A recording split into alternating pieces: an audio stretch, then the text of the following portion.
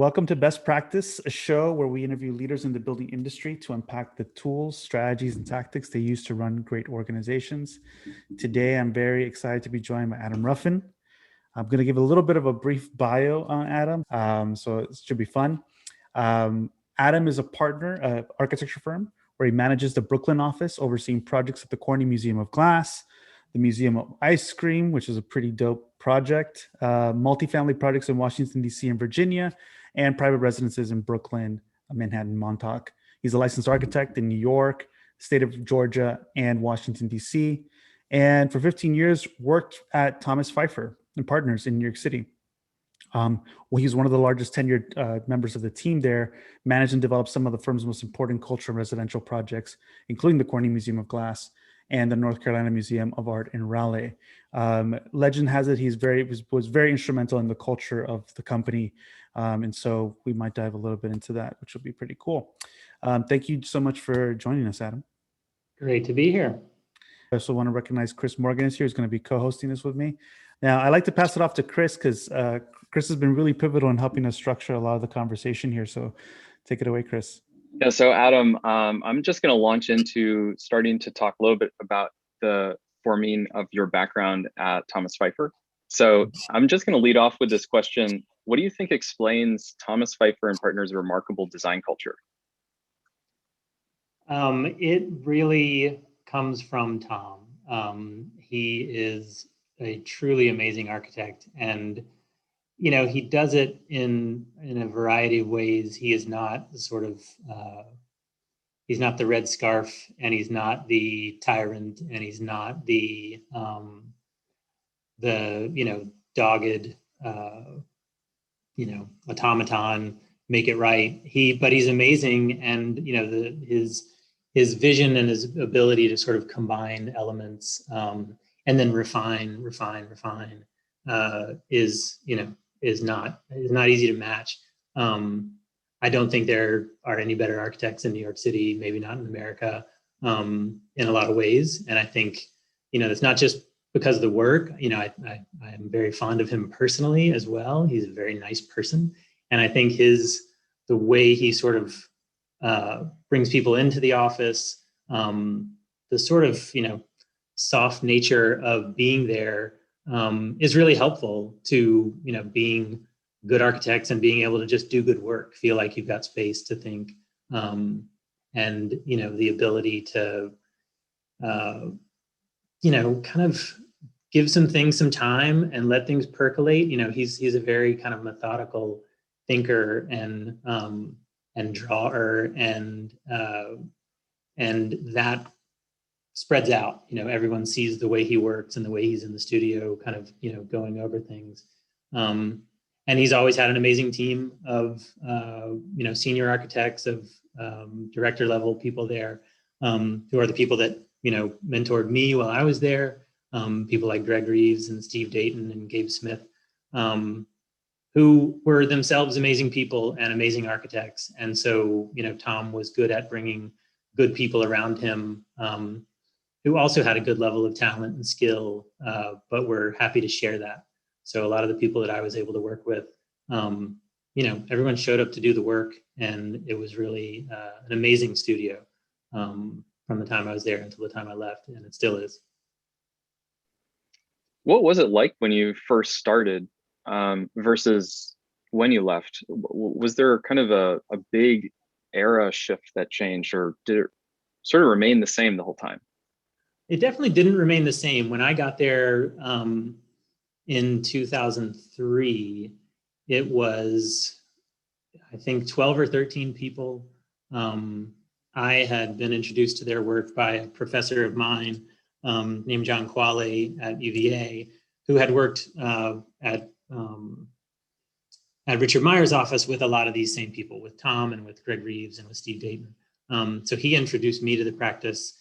At that point, they had been open 6 or 7 years in earnest, and had done a handful of really amazing houses. They kept winning record houses every single year, type of thing, and were moving up in scale. And so the group there was smaller when I started than when I left, and the scale of the work was definitely different.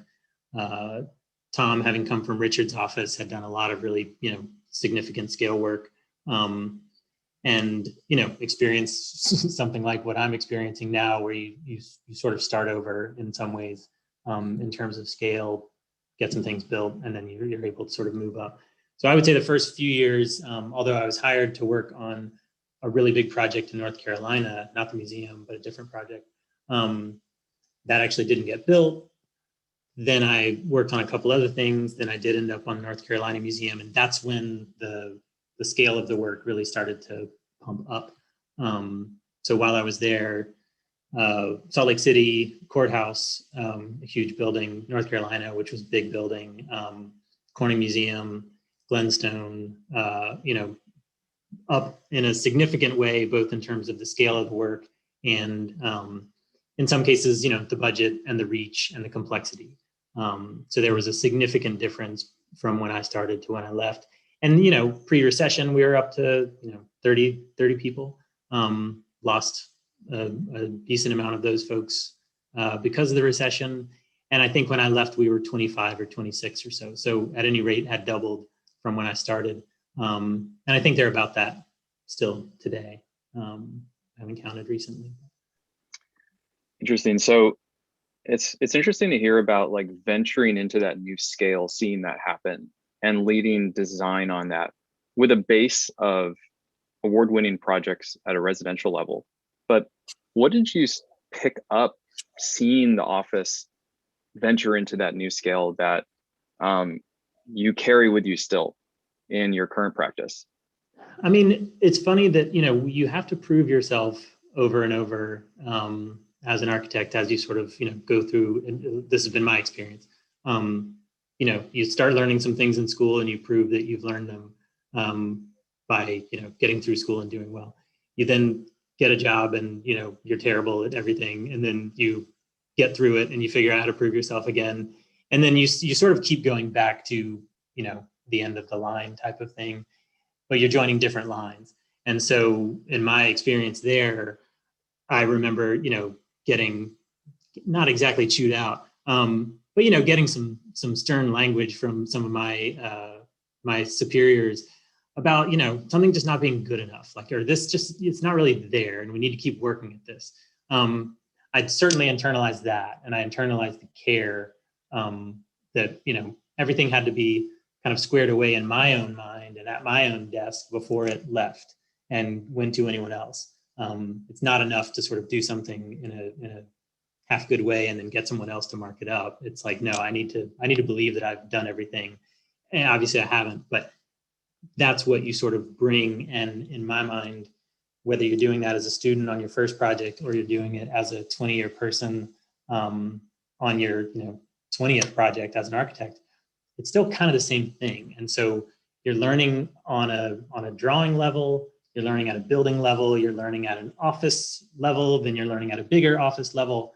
So to me, it just keeps scaling up. It's the same issue over and over. So learning how they did great design work on a small scale helped me figure out how to do great design work on a big scale. Obviously, we'd add more people to a team. There'd be more management structure. There would be more things to do to sort of guide the project. We, on the technical side of just keeping track, keeping good records and making sure we're sort of competent managers.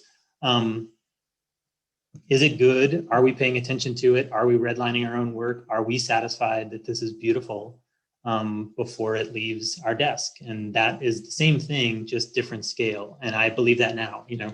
We did it at Tom's. I think I know something about that process, and I don't necessarily compare myself to Tom as an architect, but I learned that process there, and I can apply that process to anything, and at least believe that we've done the best that we can do as the projects come into our office and hopefully leave them as buildings. I'd love to maybe to provide some more context too for our listeners. Is what to step back a little bit into like what currently architecture offices, because I'm sure when I first mentioned it, for those that might not be aware, they might be like, wait, what's the name of the firm? But if you can kind of give us a little bit of a rundown of how is architecture firm currently structured, and and because I'm very curious to know a little bit about, like, from the process perspective, my understanding is there are three partners, and you can dive into that a little bit, but you're all bringing in different backgrounds. So like, where does your influence come into the firm? At what level does it come into the firm, and how are you bringing some of those processes within that when other people also have varied experiences? Mm-hmm. Yeah, so we're three partners. Katie and Danny McNally live in Richmond, Virginia, and they manage that office, and I'm in Brooklyn managing this office. And we have been friends and collaborators since grad school when we were all at UVA in 2001 and 2. And so we, had a working relationship. We worked on a lot of things together while we were there. So we kind of know internally that we work well together and have a shared design voice, although we do different things well. And I think we are constantly getting better at combining our particular skills. Those guys are both real artists and have, a legacy within their own family, separate families of, amazing artists and amazing artwork and, producing that work themselves. I have, engineering and an entrepreneurial background in my family, two legacies at Georgia Tech kind of thing where, I think I bring a certain version of that, of my family life and history to the team as well. But we share all the design work. And so, it's not them running a studio and me running a studio. It's all three of us running one studio, and we happen to have separate offices. My people here are working on stuff in Virginia, and people in Virginia are working on projects in New York, and that's normal. And we do, and it's how it's been since the day we started. And we try to commit to that. We always make time for the design process to include all of our voices on every project. And that really is the way we wanted to set up, so that there wasn't a siloing and there weren't like separate voices being developed as an office. There's one office voice that can develop, and we bring in other architects, and obviously all of our team members are super talented and they come with their own perspectives. But the whole thing is always a conversation. It's never a directive from a person to do a thing. And I think that's, maybe that's a little bit of an interesting difference between at least, the recognition of Tom Pfeiffer as, Tom Pfeiffer, and maybe the recognition of us as a kind of anonymous collective of designers. There's a bit of play there in our name that speaks to that, but we hope that's real, and we do mean that a collaborative version of the way we work is how we all work best. That's really cool. Sorry, go Chris. Yeah, I was just gonna talk about how, since the firm you had described before the call, like you're careful that it doesn't splinter into these two different offices, and that all the partners oversee all the projects. What was it like sort of operating like a hybrid? I think that's something that's going to happen, as people are moving back into the office, into these hybrid approaches, but still carrying some of the aspects of working online.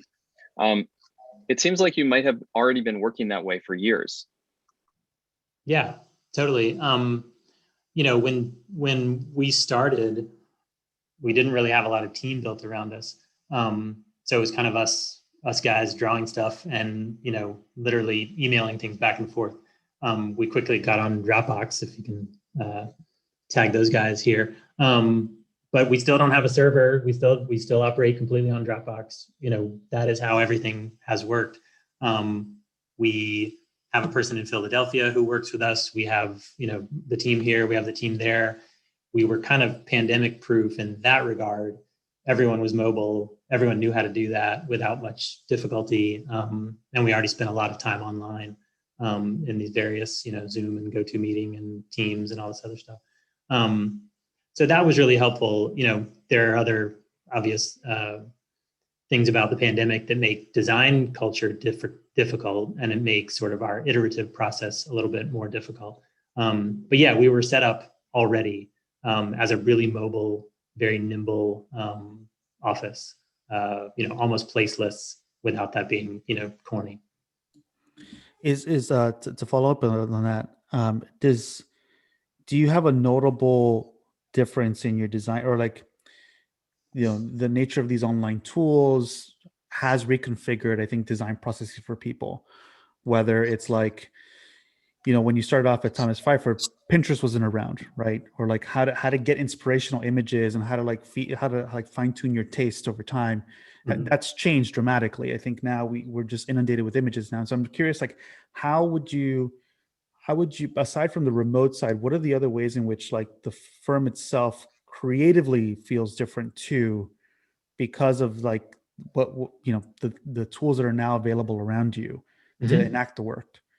Yeah, I mean, I think there's a question down the road about, BIM and collaborative drawing software, and our use of Revit, which is important. But yeah, I mean, honestly, the fact that we've always been connected with every device to our network is a really big deal. I mean, when I started at Tom's, if someone left, if I was traveling, not only did I probably not have a laptop, but if I did, I had to make this, a bunch of dumb special efforts to put stuff on a disk and get it on my computer and make sure I had, the work available to me if I wanted to do it while I was gone. We've never had to worry about that. We've never had to worry about so much of the cost associated with infrastructure. As a young office with not a lot of money, not having to pay $40,000 for a server and pay someone, $10,000 a year to maintain it is a really big deal. And so being committed to that structure has been great. It's all getting clawed back with the sort of subscription version of everything. But, it sort of let us get off the ground in a really lightweight way. And so, I think the design process, we've all had to get very comfortable with, the laptop scale of visualization, the kind of different version of combing drawings. I don't remember, since the pandemic, I don't think I've sat in front of a 36 by 48 sheet of anything. And so I recognize that as a potential pitfall, but it's just how we operate and how we sort of need to operate. So, there are a bunch of costs saved. There are a bunch of kind of complexities saved by the current world. We still suffer from the Pinterestization of everyone thinking they're a designer, and and the sort of the side of the work that becomes sort of annoying when it's been democratized too much. There's not the work being put in. There's just like a collection of images or a collection of ideas. We still put in the work. We still know how to build buildings, and you have to learn that by building buildings. So yeah, I think some stuff is exactly the same because we're still making things for people and building them. But the tool to get there is totally different. And I think we are constantly trying to find those efficiencies within our own design process, which is a bit how we, also stay financially viable, and find them within our infrastructure, which is how we sort of try to stay financially viable on that side too. It is really hard to have a business doing architecture. And so where we can, if we can find some of those shortcuts or some of those, efficiencies, we definitely find them and try to take advantage of them. Adam, how do you think about iteration? Both the idea of like the count of iteration it takes, like to do the work as you kind of described. And then also in the context of this idea of like the work's not done yet. Right. How do you balance the mentality like my work's not done yet with other people need to see it? I have always been, and I won't hang this on Tom, but I have not always believed in pure iteration for its own sake. I don't necessarily believe that your 100th version of a thing is going to be better than your 5th. And especially as a business owner, we're not pulling giant fees. We're not given lavish schedules. We have an allotted amount of time to produce a deliverable. And within that framework, it's best for us to focus and try to find something good that we believe in as quickly as we can, and then do that thing the best way we can do it. We're not sort of extravagant formalists. We're not making spectacle. We're sort of making, connections to place in as straightforward a way as possible. And so for us, form making is usually a fairly straightforward exercise. We want to find, the beauty and the proportion in these forms, but we're going to figure out what the site is about, go straight to that, those qualities, and then pull them into the building. And that to us is not necessarily a huge wrestle every time to get at just the right form or get at just the right, version of a curve or whatever. Like it's not really how we work. So it does help us kind of get to the point more quickly and start thinking about details and materiality more quickly, and start thinking about, the way light moves through a space immediately, rather than, have to worry about the 100th iteration being the perfect form. If the building never gets done, we've failed, and we have deadlines and we have milestones and we have things to meet in a certain amount of time and for a certain amount of money. So, we're pretty frank about that.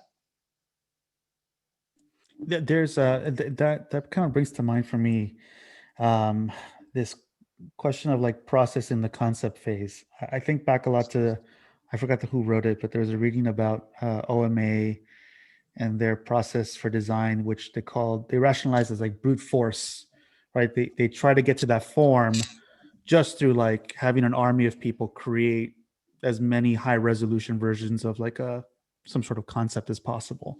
Mm-hmm.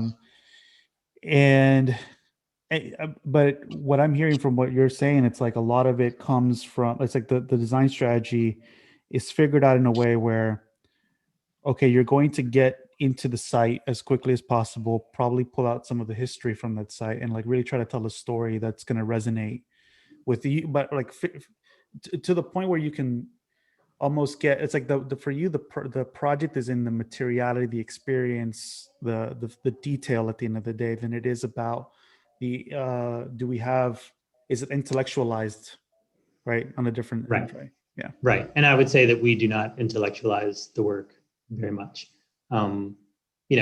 Certain projects have different parameters. If you're working in the middle of a city, it's totally different than working in the middle of the woods, depending on the woods. But most of the work that we do is more about the experience of that place, and less about some other layers that a lot of people are really good at and can do better than we can maybe. So yeah, it's sort of more about providing or connecting to an experience, and then trying to get the architecture out of the way.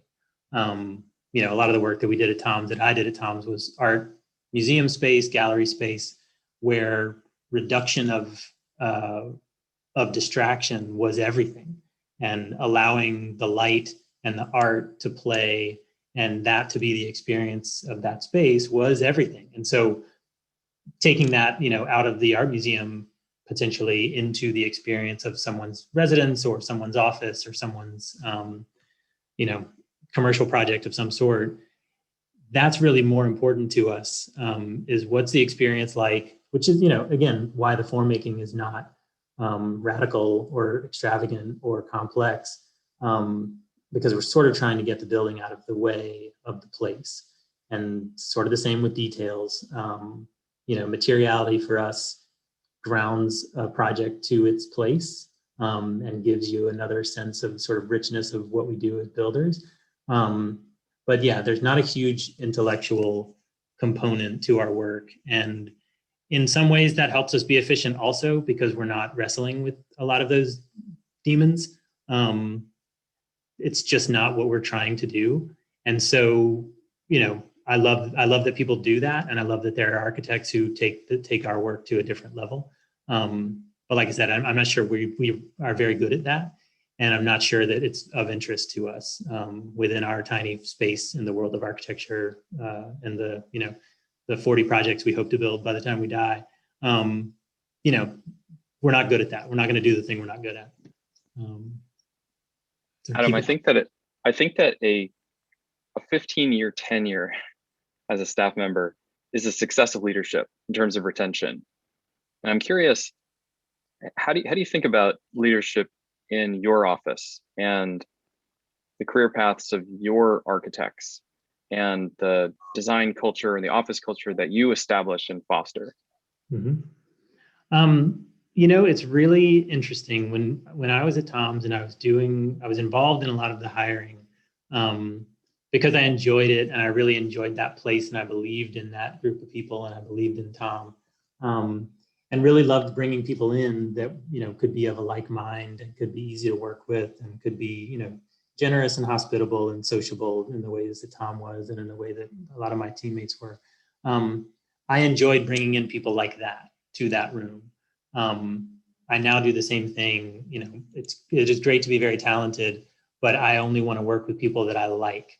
And the same is true of, the partners, and the same is true of the people that we have in the room now. They're all immensely talented, amazing architects, but we really like them all. And in a lot of cases, they were friends before they worked with us. So it's a big deal that we have this kind of culture of openness. We also try not to be tyrannical in the time it takes to do the work. We try to manage things such that, everyone isn't killing themselves all the time. That doesn't always work. But the leadership component of that is, can you believe in the work we're doing? Do you enjoy these people? Do you want to support your coworkers? And, in our case, does our team want to support us?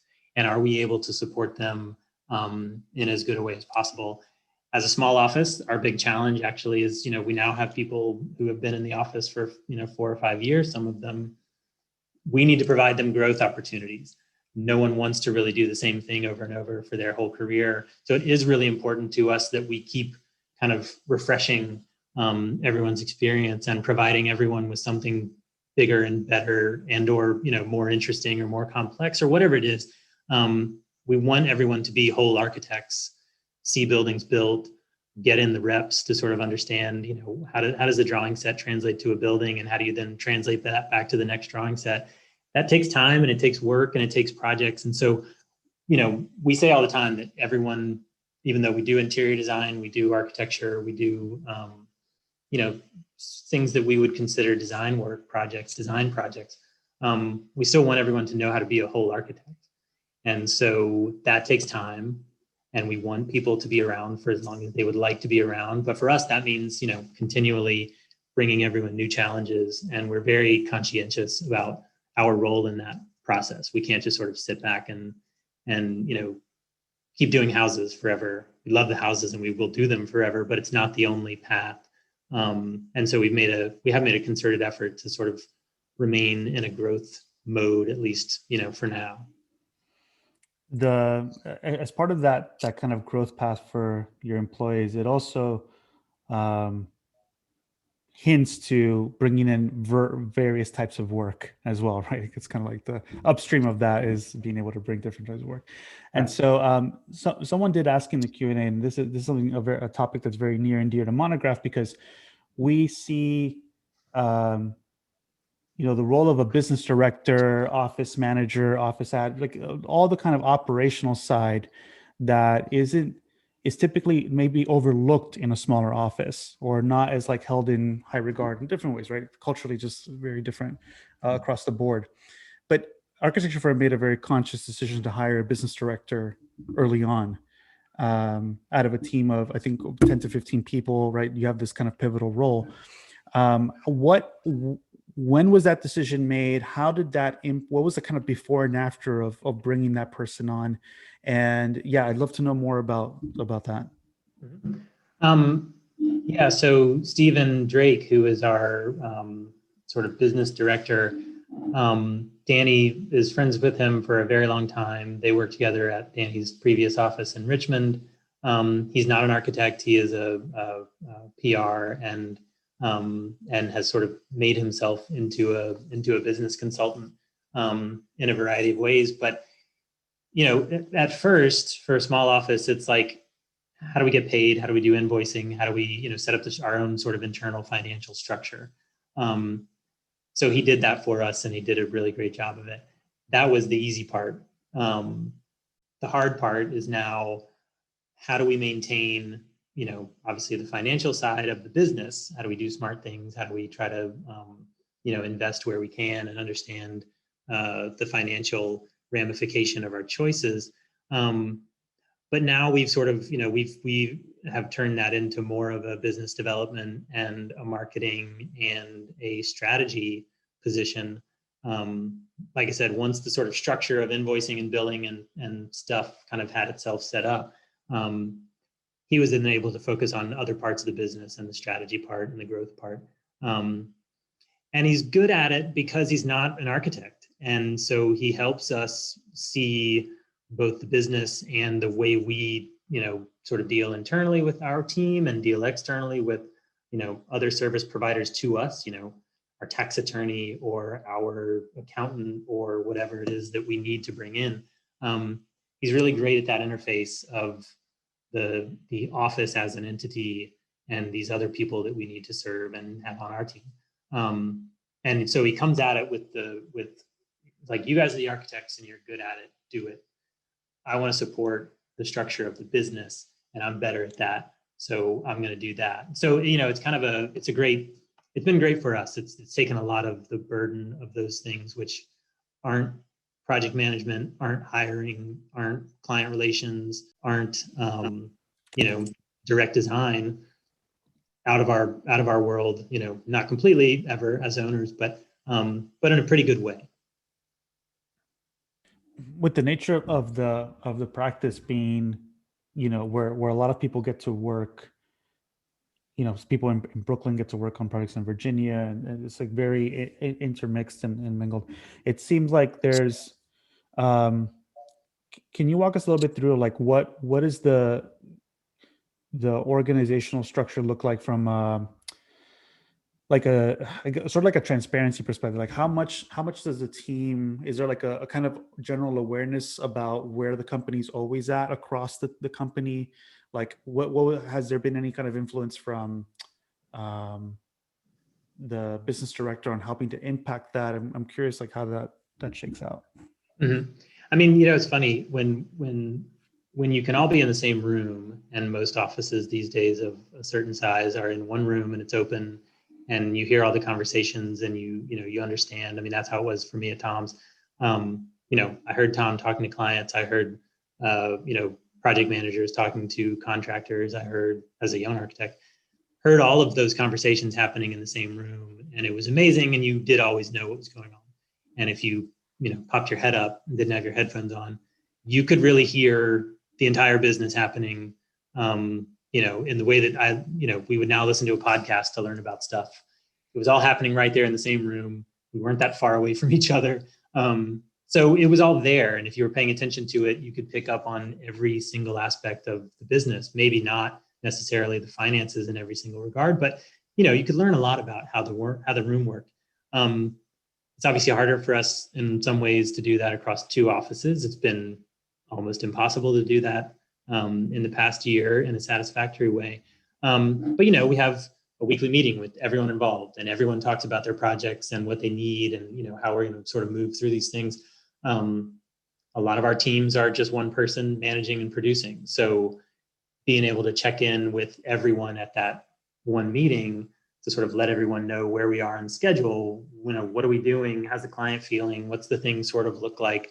It's not a presentation, but it's a conversation that everyone can be involved in, and we take that really seriously.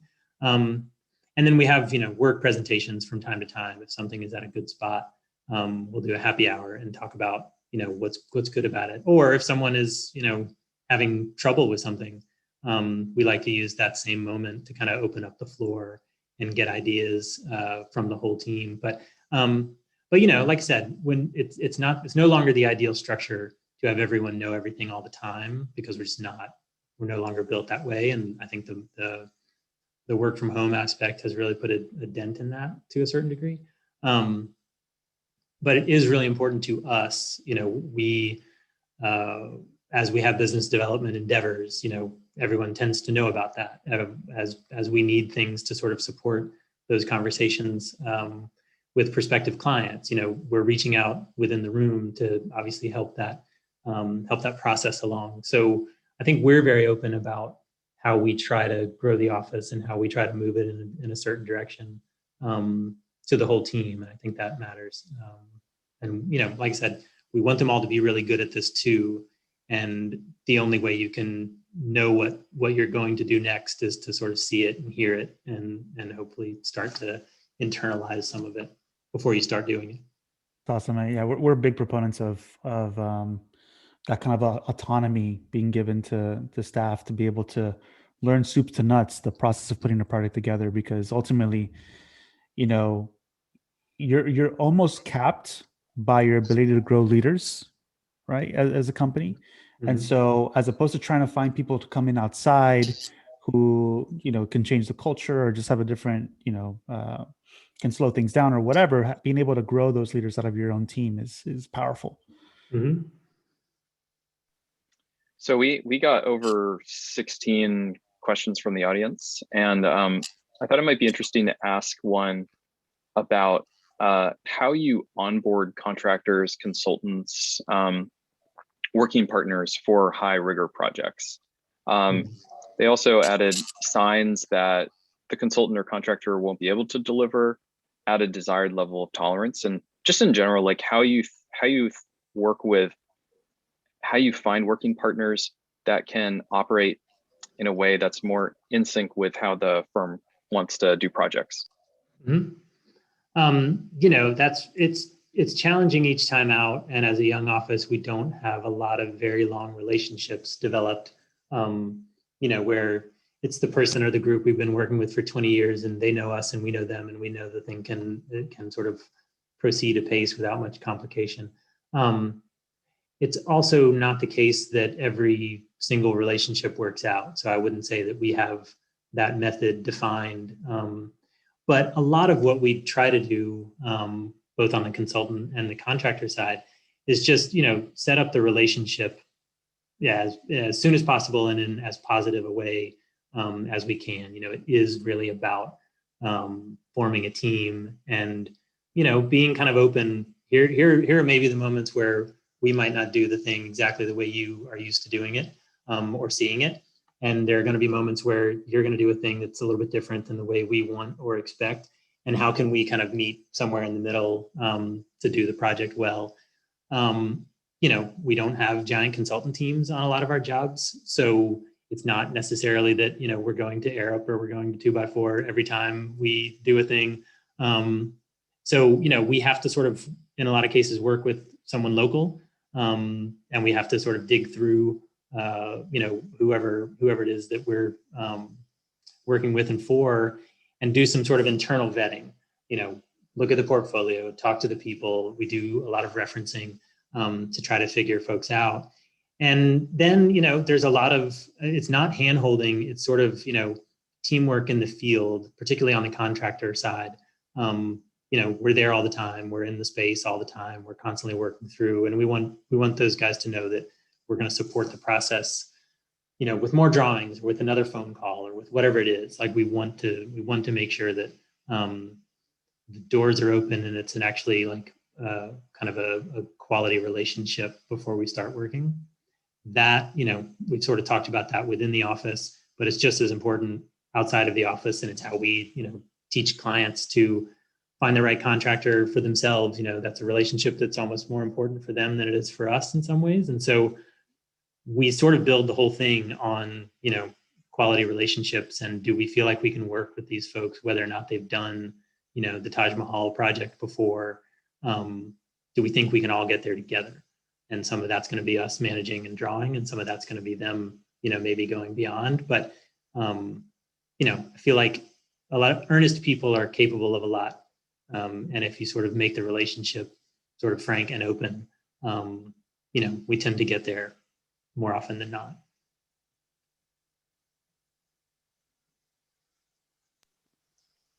Really interesting. I'm going to pull another one from the audience. So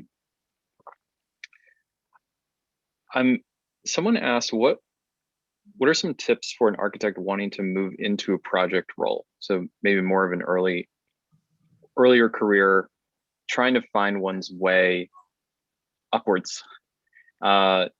Say either there's maybe they're fighting against leadership in a sense, they feel that way, or maybe there's some initiative that they need to take. I mean, you put the nail on it, or you put the head on it. It's taking initiative and trying to show that you are curious and want to do something beyond the thing you just did, is really, maybe the most important thing for a person within an office to try to grow. Opportunities aren't always necessarily offered. And to be honest, now as an owner, I don't always have the lay of the land exactly to know that, like, this person needs this thing and I need to provide them this thing at this particular moment. So, the sort of internalizing of your own challenge and your own kind of curiosity to grow is really important. And, if you can sort of, even if you haven't done the thing and even if you're not good at it, if someone comes to me and says, hey, I would love to try this. I would love to do that thing. I saw these guys do it, or, I've been very curious about this particular method. Can I bring that? Can I try this? We will always support that. And I think every office would. You want to make sure that you're not kind of burning yourself up or out in the process. You don't want to kill yourself, and you don't want to let, someone else who's not us. You don't want to let yourself be taken advantage of in a certain way. You don't want to, don't lay it out. Don't work all your weekends for that. But I think it's really important to just, remain curious and remain sort of open to something. And if something is offered to you, you take it, even if it's kind of lame and, you don't think it's that interesting. It probably will make you a better architect. It'll definitely make you a better colleague. It'll definitely make you a better employee. And so be open to, the things that don't seem like project work. That was always sort of my approach to being in someone else's office, is how am I going to know how to do all of these other things if I never get the chance to do them? And I'm not necessarily going to get offered that chance every time. So, be expansive, think about more than the design process, think about more than the project. And what would that mean in your particular spot? It's different for every office, different for a corporate office versus, a smaller office like ours. But you can always be curious, and you can always be kind of expansive in your own thinking. We have another question. You've worked in a range of places, from New York to the James River. Do you find it easier to work on projects in smaller places like Charlottesville, or rather than Brooklyn? It's funny. It's not, every place is different and the challenges are different. And so, when we did the Museum of Ice Cream, for instance, we were working with one of the best contractors in the whole city, and, and sort of hands down, just an amazing builder. That made certain things really easy for us. Not easy, but, it alleviated a lot of the challenge that we might otherwise have with less experienced or someone who's never built a modern project, for instance, in a more rural site. So to me, that it's different every time. Obviously, in the city, you tend to do a certain kind of project because you don't build a lot of ground up. You don't build, you're not going to build a house made of wood in the middle of the city. There are differences to the project type that also kind of change the balance on ease versus difficulty. So I'm not sure there's a real difference. I think in our experience as having different places, the stakes can be different. Like, the stakes are really high in New York City. Everything's really expensive. We have tons more competition here, obviously. So getting into the project and sometimes, getting the thing done, the barriers are different, and the parameters for actually doing the work can be different. So we find that it's easier to build in Virginia, but we don't necessarily get the same product, and we don't necessarily get the same approach to the work from the whole team, including the clients. It's just it's a different environment, and the challenges are just different. I want to talk a little bit about how you structure your teams at architecture firms. So is it that all the partners actually are part of every project? And how might you think about the sort of levels in your firm, like whether it be junior, then project managers, and then partners, or something else? And how many people are sort of attached to a project long term? Mm-hmm. We've been sort of lucky in some ways that, we sort of brought in a group of people, 4 or 5 years ago, and all of those people were more or less the same level of experience. They've all grown within the office. Like I said, they tend to run their own projects and do most of the production on their own projects. They're now all tenure people, roughly. So they're real live architects with a ton of skill and really great talent. We have sort of one junior person, and we have kind of one and a half, two senior people, and then us. So there's no pyramid, and there's no real sort of tree yet. There's kind of this great plateau of really talented architects. Part of our growth strategy is to build a little bit of that pyramid under some of these folks and provide, management opportunities. Again, as we grow, we want to provide opportunities for our team to, get better, run bigger jobs, manage teams of people. To date, we've really only done a couple projects that had teams that were bigger than 2 people. The Quirk Hotel in Charlottesville, which was, 100,000 square feet, new build and all the interiors, that was, a 3 or 4 person team for the duration. But a lot of our projects are kind of 1 to 1.5 people for the life of those projects. And that's even some of the commercial work and some of the larger scale things that we've started to do now.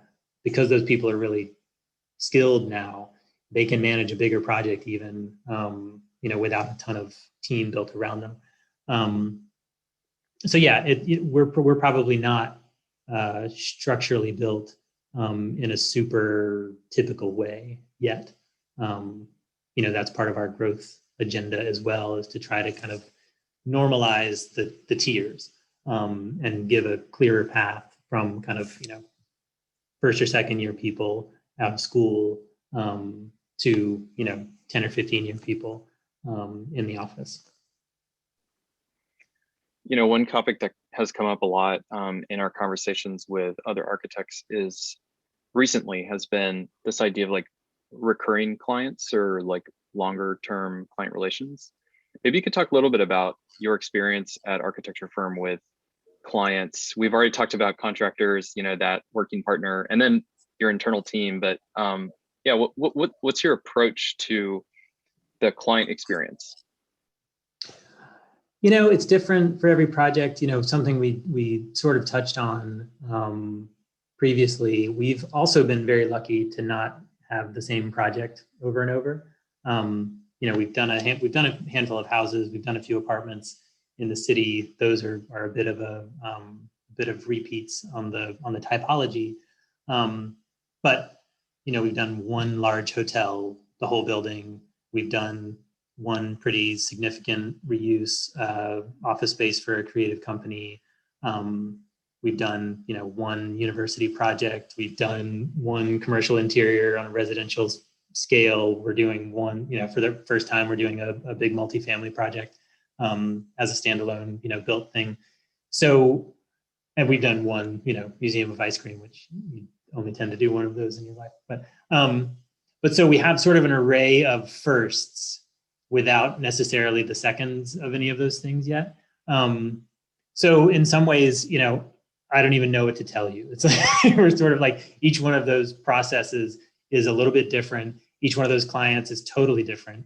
The things they want from us are completely different. I think it's probably easier to draw comparisons between the residential clients.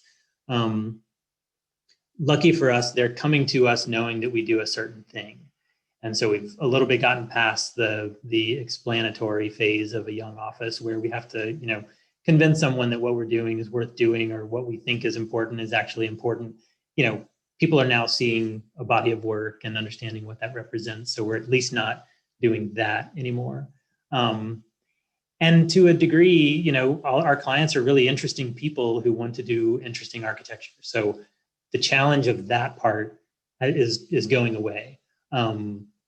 Everyone's fee is different. Everyone's expectation of the project process is different. A lot of people's understanding of the process is different. So the way we educate, which is actually a pretentious word and I hate to use it, the way that we sort of describe our process to people has to adjust to who those people are. And so we have to be able to sort of bring them through the process in a clear way. And usually that's different. Sometimes it means the contract language is different even.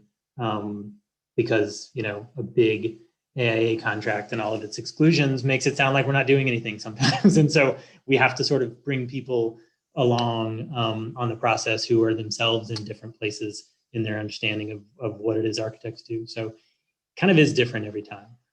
But like I said, the sort of cultural and design aspect of the clients who are now approaching us is clearer. And, we do, exit interviews, we do, try to get information from clients when our projects are over. We do sort of closeout work to make sure that, if something didn't go well, we're able to address it. And if something went well, we know why.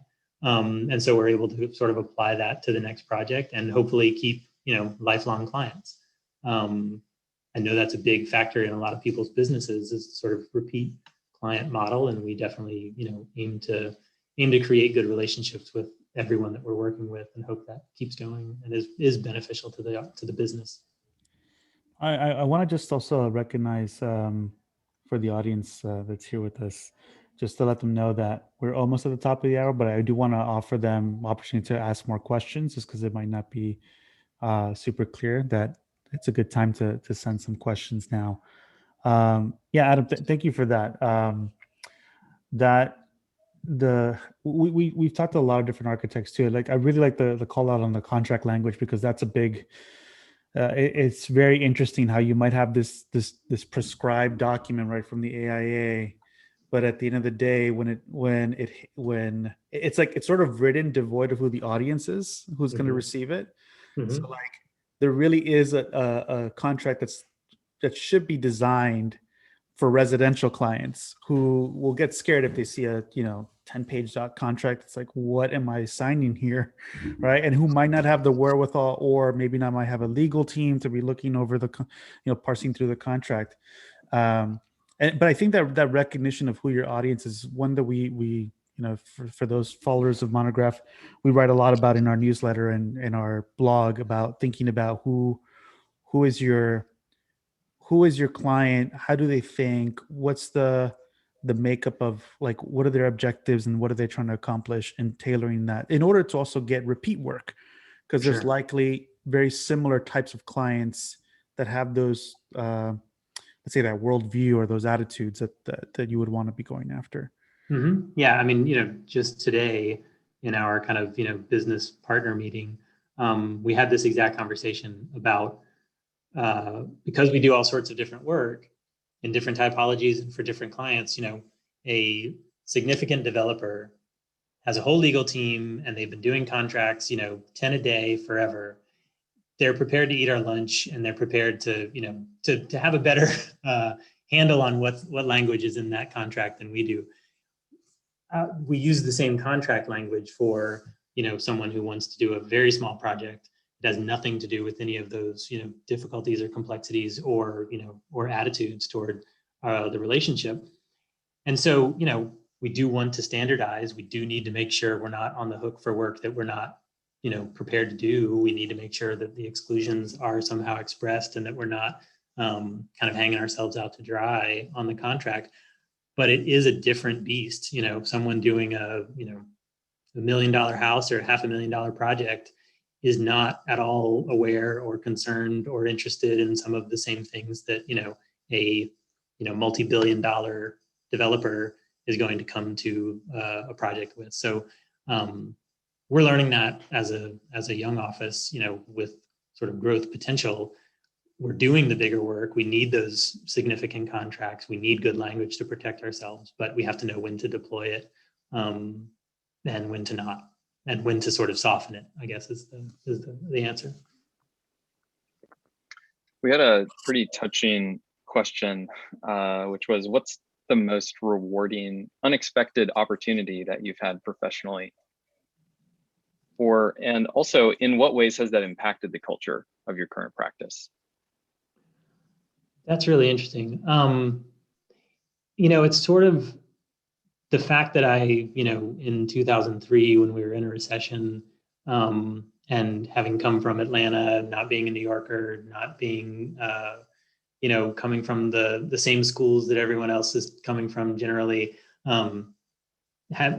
being able to find my way through my own tiny network to Tom and to Greg Reeves and to Steve Dayton and to these people that hired me there at Tom's, you know, I don't know how I would say that that's not the most significant thing that's ever happened to me as an architect.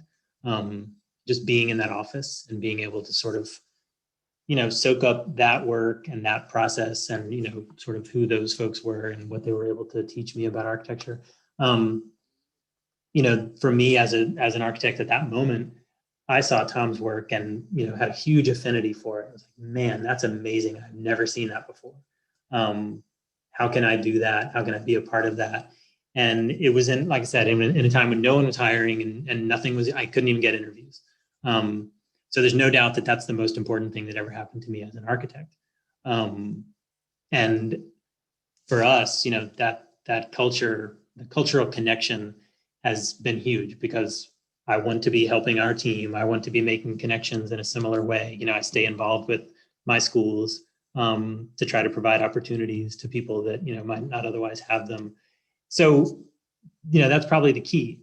Obviously, being at Tom's, being able to manage significant projects, being offered that opportunity, those were a big deal, but I sort of grew into them sort of naturally. I will always be thankful that Tom gave me those opportunities and kept me around as long as he did. But, you know, the fact that he took the flyer in the first place was really the most important thing that's ever happened to me. And I can draw, you know, every ounce of my experience now all the way back to that. That was the thing. And I was lucky to be there as long as I was, because it did make me, you know, kind of who I am as an architect. Oh, that's great. Thanks for sharing, Adam. So I do recognize it's the top of the hour, so I just kind of want to wrap things up a little bit. I want to thank you, Adam, for joining us and sharing your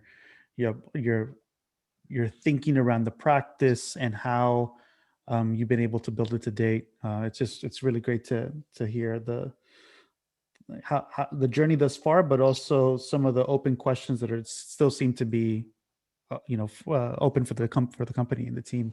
And I really just want to recognize that transparency is really important for the industry and as a whole. I think we don't hear too often about these stories about the back of house in some way of like how things are actually done. And so, yeah, thank you so much for taking the time to join. It's been great. Yeah, and thanks so much, Chris, too, for curating some of this conversation. It's been really great questions. So I just want to take a moment to talk a little bit about our sponsors, or Chris and I both work at Monograph, so that's why I call them sponsors. And then we can kind of wrap things up. So at Monograph, we're building the future of practice operations for architects and other design professionals. We make it easy for you and your team to track time and actually visualize how that time impacts budgets, schedules, staffing, all in near real time, about as real time as you can input time into Monograph. With Monograph, you can even have your marketing team understand what the pipeline looks like. You can have principals see what forecasting looks like, so you know whether you need to bring in some more projects by August or not. Basically, Monograph helps you and your team make decisions. You can sign up today at Monograph for free for 10 days and try us out. Adam, thank you so much. Really appreciate it. Thank you, guys. Awesome. Thank you, Adam.